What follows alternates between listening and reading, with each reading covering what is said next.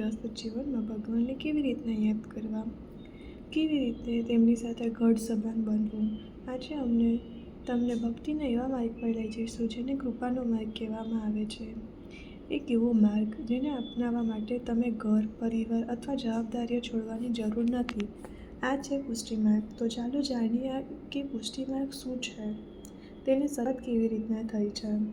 આ વાત શરૂ થાય છે આજથી લગભગ 500 વર્ષ પહેલાં ભારતની પવિત્ર ભૂમિ પર શ્રી લક્ષ્મણ ભટ્ટ અને ઇલમ્બા ગુરુ નામના ધર્મ દંપતી રહેતા હતા. જ્યારે તેઓ ચંપારણ્યના ઘન જંગલોમાંથી પસાર થઈ રહ્યા હતા ત્યારે એક અગ્નિકુંડમાંથી સ્વયં ભગવાન અવતાર રૂપે એક દિવ્ય બાલક પ્રગટ થયું. આ બાલક કોઈ બીજું નહીં પરંતુ શ્રીમદ વલ્લભાચાર્ય મહાપ્રભુજી હતા.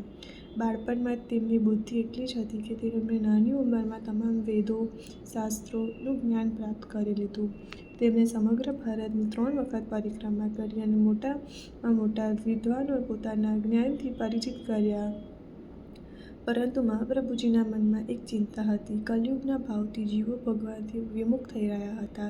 તેઓ વિચારી રહ્યા હતા કે આ જીવોનો ઉદ્ધાર કેવી રીતે થશે.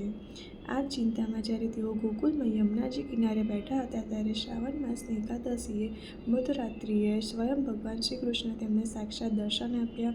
પ્રભુએ મહાપ્રભુજીને કહ્યું, હે વલ્લભ, તમે ચિંતા ના કરો. જે જીવો કે કલિયુગના દોષોને કારણે મારાથી દૂર થઈ ગયા છે તેમને બ્રહ્મ સંબંધનો મંત્ર આપો.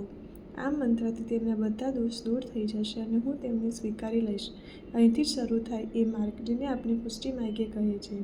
પુષ્ટિનો અર્થ છે ભૂષણ, અર્થાત ભગવાનની કૃપા. આ એક એવો માર્ગ છે જેમાં ભક્તને ભગવાન પોતાની કૃપાથી અપનાવે છે.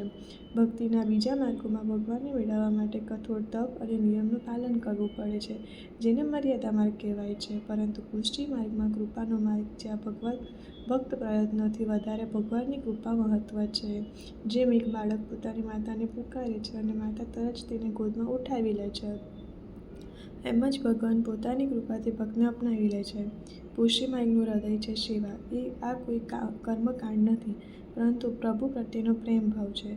જેમ માતા યશોદા પોતાની કહાનીની સેવા કરતી હતી, કાન્હાની સેવા કરતી હતી, એમ જ આ માર્ગ ભક્ત પોતાના ઠાકોરજીની સેવા કરે છે. અહીં ભગવાન માત્ર મંદિરમાં દેવતા નથી પરંતુ ઘરના સભ્ય છે.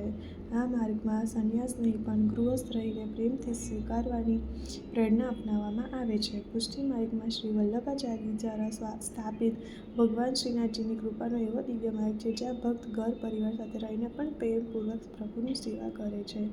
જો તમને આ દિવ્ય માહિતી ગમી હોય તો વિડીયોને લાઇક કરો, શેર કરો અને આવી પુષ્ટિ માર્ગની રહસ્યમય વાતો માટે ચેનલને સબસ્ક્રાઈબ જરૂરથી કરજો.